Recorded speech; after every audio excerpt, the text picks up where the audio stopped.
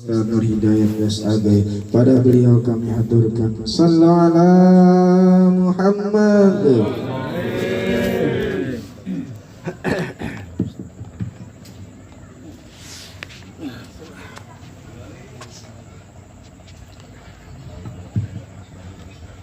Assalamualaikum warahmatullahi wabarakatuh. Waalaikumsalam warahmatullahi wabarakatuh. Alhamdulillah,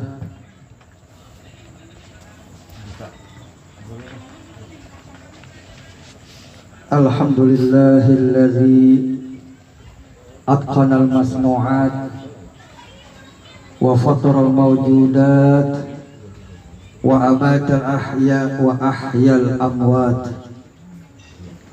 Wassalatu wassalamu ala sayyidina wa habibina wa syafi'ina wa maulana Muhammadin sayyidi sadat wa ala alihi wa sahbihi ahli sidqi wal fadli wal karamat.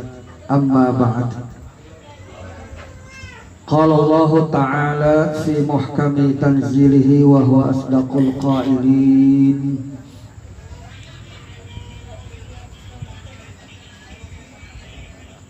Inna nahnu nuhyil mauta wa naktubu ma qaddamu wa atharahum wa kulla syai'in ahsaynahu fi imamin mubin. Wa qala Rasulullah sallallahu alaihi wasallam kafa bil mauti wa'idha. Sadaqallahul aliyyul azim wa sadaqa Rasulullah sallallahu alaihi wasallam. Hadratul muhtaramin yang saya muliakan, para asatidzah, terutama akhinal kiram Bapak Ustaz Imamuddin, akhinal kiram Bapak Ustaz Nur Rahman, akhinal kiram Bapak Mamanda, Bapak Nali, yang saya muliakan dan saya cintai, sahibul musibah, keluarga besar almarhum Bapak Main Kurnain bin Bapak Saidi, jamaah takziah sekalian yang saya muliakan, dan mudah-mudahan kita senantiasa dimuliakan Allah Subhanahu wa taala. Amin ya rabbal alamin. Alhamdulillah, dengan berkat izin dan nikmat Allah Subhanahu wa taala, pada malam ini kita dapat melaksanakan, menjalankan salah satu kewajiban kita selaku tetangga, selaku kerabat, selaku saudara seagama, dalam rangka kita bertakziah malam yang ketujuhnya, dan juga mendoakan yaitu saudara kita, orang tua kita Mamanda Main Kurnain bin Bapak Saidi. Semoga yang telah kita bacakan, baik itu bacaan yasin kita, bacaan tahlil kita, tahmid tasbih kita, selawat kita, semuanya menjadi wasilah doa kita dikabulkan oleh Allah Subhanahu wa taala, sehingga almarhum Bapak Main Kurnain diampuni segala kesalahannya, diterima amal ibadahnya, dan Allah jadikan alam kuburnya raudhah min riyadhil jannah. Dan juga yang ditinggalin anak-anak beliau, cucu menantu beliau, senantiasa Allah limpahkan ketabahan dan kesabaran yang sekuat-kuatnya. Dan kita tetangga-tetangganya yang ngeliatin, yang nyaksiin, mudah-mudahan Allah tambahin iman dan takwa kita kepada Allah Subhanahu wa taala. Amin ya rabbal alamin. Salawat dan salam kita limpahkan dan kita sanjungkan kepada junjungan kita baginda Rasulullah Nabi besar Muhammad sallallahu alaihi wasallam. Mudah-mudahan kita selalu istiqomah di dalam menjalankan sunnah-sunnah beliau, dan dengan sebab inilah kita akan mendapatkan syafaatnya di yaumil qiyamah. Amin ya rabbal alamin. Jamaah sekalian yang saya muliakan, mengawali tausiah malam ini saya akan mengutip sebuah ungkapan nasihat yang disampaikan oleh Imam Syafi'i rahimahullahu taala, di mana beliau mengatakan kam min sahihin mata biduni illatin wa kam min saqamin asya hina minad dahr, yang artinya berapa banyak orang yang sehat mati mendadak, berapa banyak orang yang sehat mati tanpa sebab, berapa banyak orang yang sehat mati tanpa sakit lagi, dan berapa banyak orang yang sakit berbulan-bulan bahkan bertahun-tahun awet hidupnya kagak mati-mati. Ini qaul ungkapan Imam Asy-Syafi'i rahimahullahu ta'ala. Maka dengan kita melihat mengutip kalimat ini, kita ambil hikmah, kita petik satu nasihat buat kita bahwa kematian itu enggak ada yang mengetahui kecuali hanya Allah. Maut adalah satu hal yang gaib, tapi ada. Sebab yang tidak kelihatan, yang gaib belum tentu enggak ada. Kematian itu haknya Allah. Jadi yang namanya sakit itu bukan syaratnya mati. Emang kalau mati kudu sakit dulu? Enggak. Ya. Dan juga tua bukan syaratnya mati. Ada bocah bayi beranak toto mati. Engkongnya udah bulan-bulan bertahun-tahun nggak kemana-mana, makan di situ, disuapin segala macam, dimandiin, awet kagak mati-mati. Nah, ini jamaah sekalian, jadi mati itu adalah merupakan rahasia Allah. Oleh sebab itu kita jangan leha-leha hidup. Sebab mati akan datang wah apa aja, kapan aja. Wah kita sakit ke, sehat ke, ya di mana aja Allah akan ambil nyawa kita kudu siap. Oleh sebab itu jangan kita santai dalam kehidupan di dunia ini. Apa yang kita bawa buat mati nggak lain kecuali amal ibadah, amal kebaikan kita, ketaatan kita, kesolehan kita, dan juga kejahatan kita. Itu yang bakal ngikutin kita, bakal ngintil ke hadapan Allah Subhanahu wa Ta'ala. Dalam kitab Ihya Ulumuddin disebutkan, ketika jenazah itu dimakamkan, dimasukkan ke liang lahat, ke lubang landak, datang malaikat. Lewat mana malaikat datangnya? Lewat lempengan kaki kita. Begitu malaikat sampai bagian lempengan kaki kita, tiba-tiba itu malaikat ada menghalangi. Ada yang ngalangin kedatangan malaikat. Ditanya malaikat, man anta, siapa ente? Engkau siapa? Yang coba menghalangi kedatangan saya, malaikat nemuin ini jenazah. Ya, mau datengin ini si fulan bin fulan. Kata ini yang menghalangi, saya adalah pahala sholat ini jenazah. Saya adalah pahala sholatnya nih fulan bin fulan. Saya adalah pahala sholatnya almarhum Bapak Main Kurnain. Maka kata pahala sholat kita, la sabila lakum, malaikat nggak boleh lewat sini. Nggak ada jalan buat ente malaikat, jangan. Ya, bahasa sekarang apa? Lockdown, nggak boleh lewat. Ya, kenapa nggak boleh lewat? Ada pahala sholat kita yang belain kita itu di bagian kaki kita. Kenapa? Sebab ini kaki kebanyakan dipakai buat sembahyang, melangkah ke Masjid Al-Hidayah di depan mata.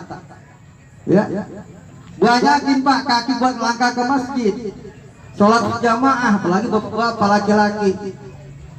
Sunnah muakkadah, sunnah yang sangat dikuatkan bagi laki-laki sembahyang jamaah di masjid. Bahkan Imam Nawawi mengatakan makruh kalau laki-laki nggak ada halangan, kagak ada apa-apa, agak sembahyang di masjid. Tuh, ini saya lihat di kampung kita nih. Ya, padat banget ini penduduknya. Tapi kita lihat yang jamaah di masjid berapa gelintir, berapa biji. Tapi kalau sholat subuh saya yakin di sini. Apa kagak muat? Apa ke jalanan? Tuh. Ini jamaah sekalian, jadi ini kaki kita yang kita pakai buat sembahyang, buat ruku, buat sujud, buat melangkah ke masjid, ke musola, membela kita di hadapan Allah. Malaikat la sabila lakum.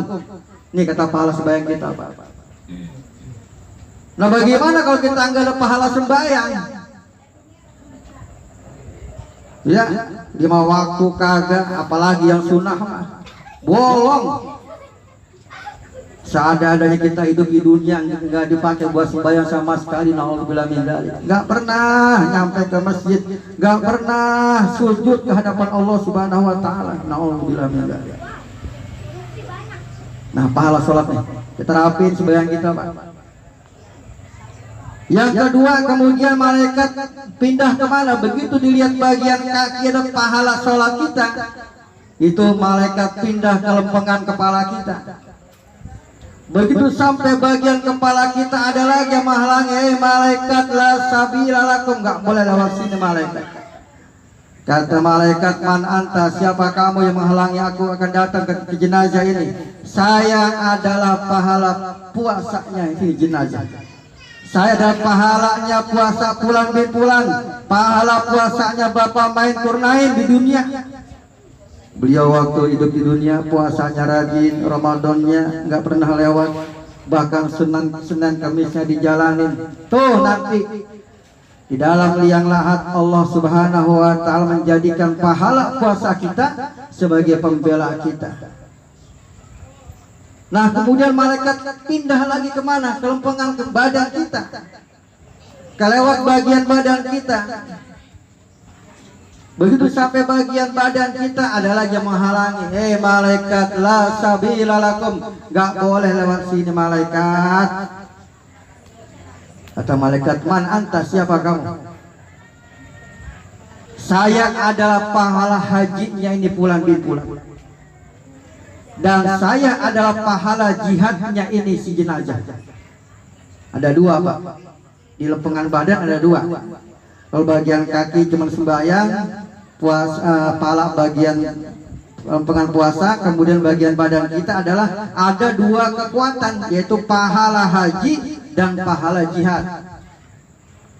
Maka kalau kita sampai mati nggak kuat berangkat haji, tenang, ada pahala jihad yang belain kita.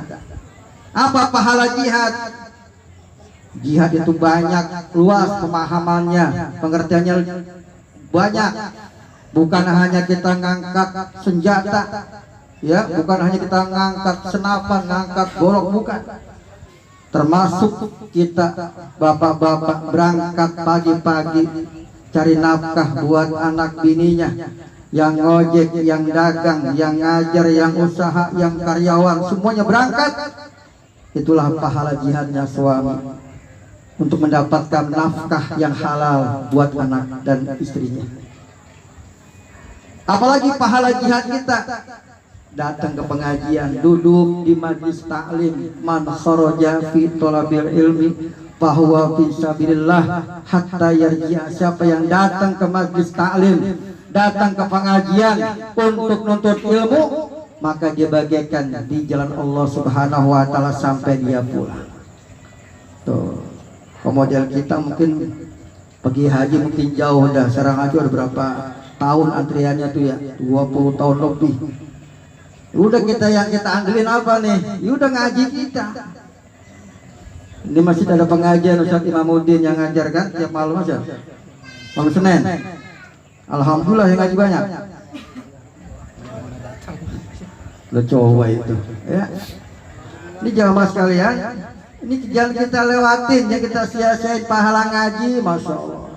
Duduk di pengajian, kita gak ngapa-ngapain, gak megang pulpen, gak megang buku, gak baca kitab, duduk aja tuh, jimping ngaji nguping. Tuh pahalanya lebih baik dibandingkan kita sedekah dengan 1000 ekor onta. Bayangin tuh pahala ngaji, ya. Banyak fadilah keutamaan duduk di majlis taklim. Dalam kitab Fawaidul Mukhtaroh karangan Al-Habib Zain bin Sumit disebutkan, ada seorang ngadu kepada ulama tentang sulitnya ekonomi. Ya Kiai, wahai ulama, saya pengen curhat, pengen ngadu. Kenapa? Niko usahakannya sulit banget. Dagang ini kagak laku, dagang ini kagak laku. Udah ngojek, banyak saingannya ngojek. Ngadu nih kepada ulama. Apa kata ulama? Ambil kita duduk di majelis taklim, duduk di pengajian. Kalau kita mendapatkan mengalami kesulitan hidup, coba istiqomahkan. Niatkan duduk di majelis taklim, duduk di pengajian, fadilah duduk di pengajian.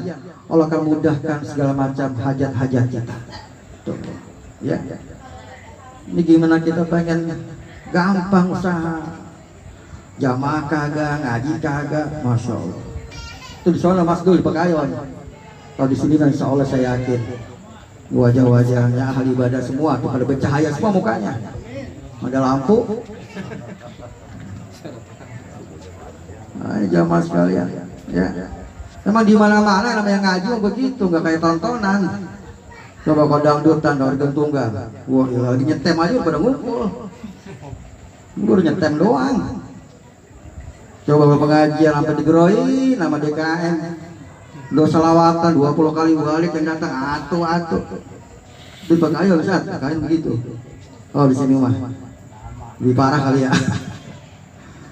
Zaman jadi itulah paham ngaji dan pahala haji kita nih bakal belain kita bagian badan kita.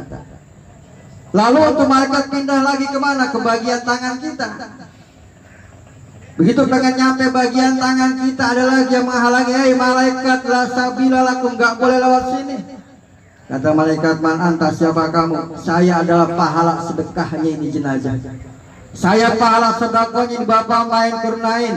Pahala sedekahnya ini bulan bin bulan. Selama di dunia dia rajin sedekah. Kalau datang sholat Jumat ke Masjid Al-Hidayah, dia kagak lupa bawa duit buat kotak amal sedekah. Pahala sedekah. Nah kita kalau sholat Jumat jangan lupa bawa duit. Mas Dul ya.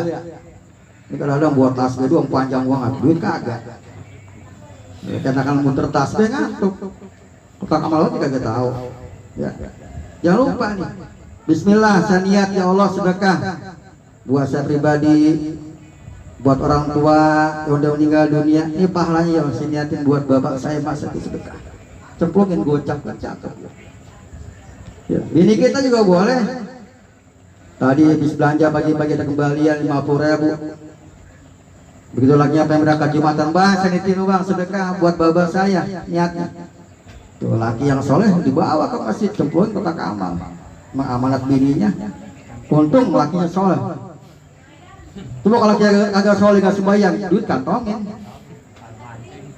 Beliin rokok Sampurna Mil Jigo. Dimasuk kotak amal dibang goceng. Ya. Nih pala sedekah Pak. Kita jangan pelit, punya duit ya. Jangan lupa tuh ada hak-hak anak yatim, tetangga kita, saudara kita yang pada susah kita bantuin. Berapa semampu kita. Nah, jadi pahala sholat, pahala puasa kita, haji, ngaji dan sedekah kita nih, yang kita kudu rapihin supaya apa? Kita kelak nanti banyak yang belain di hadapan Allah.